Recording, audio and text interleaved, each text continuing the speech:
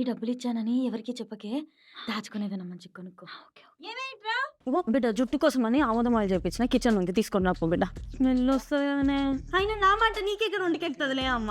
Already అంటమైన చెత్త రాసి face లో తగలెట్టేసుకున్నావు. ఇలాగే కంటిన్యూ చేసినావు అనుకో ఆ జుట్టు కాస్త పిలికవుద్ది.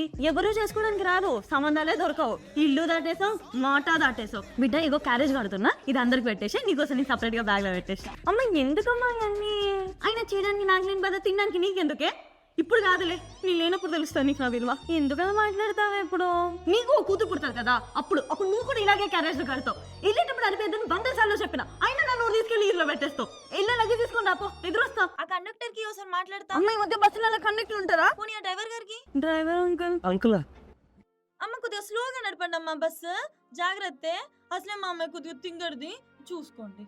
కనిపిస్తుందమ్మా, మీరేం టెన్షన్ పడకండి. మీ అమ్మాయి కాదు, మా అమ్మాయిలా చూసుకుంటాం. అయినా మీరు బుక్ చేసుకుంది ఫ్రెష్ బస్సులో అమ్మా. మంచి హోటల్లో ఆపుతాం, క్లీన్ వాష్రూమ్స్ ఉంటాయి, కాంప్లిమెంటరీ ఫుడ్ కూడా పెడతాం. అండ్ ఉమెన్ సేఫ్టీ మాకు అన్నిటికంటే ఎక్కువ. Thank you so much. అన్న చాలా మంచిగా ఉన్నాడే. వెళ్ళేటప్పుడు ఆ డబ్బాలలో పూతరేకుల డబ్బు ఒకటానికి ఇచ్చేసి. సరే సరే ఓకే.